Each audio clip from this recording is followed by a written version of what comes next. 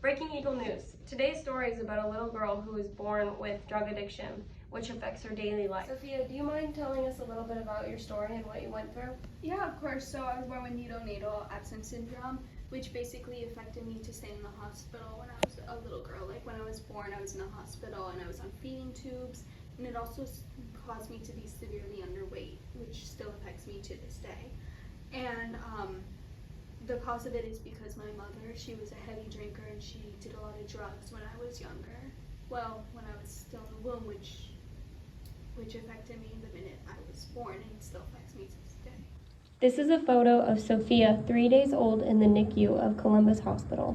Between 55 and 94% of babies born to mothers addicted to or treated with opioids while pregnant may develop neonatal abstinence syndrome, according to a 2016 New England Journal of Medicine article. Common signs of NAS include tremors, poor feeding, breathing problems, and fever.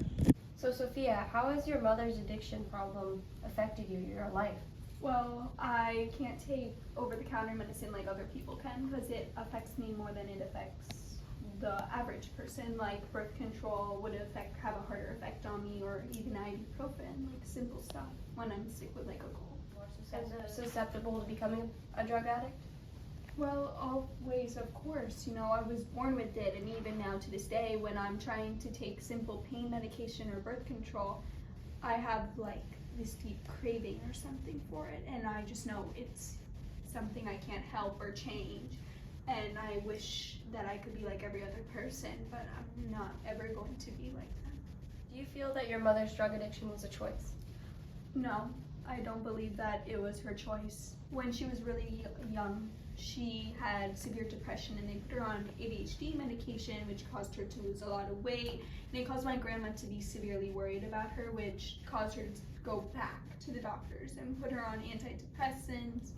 And I feel like that's where her drug addiction started. It was prescribed medicine. It wasn't like she was out there just like having fun. No, she didn't know what she was getting herself into, so I don't believe it was. So ever her since choice. she was little, she was prescribed drugs by doctors who told her it was okay, and she led this life? Yeah. I'm very sorry to hear that. This must be really hard for both you and your mother. Thank you so much. Thank you so much for sharing. Thank you so much for having me. Drug addiction is not a choice Sophia would have chose for herself if she could have. Over 20,000 babies are born each year dependent on illegal or prescription drugs.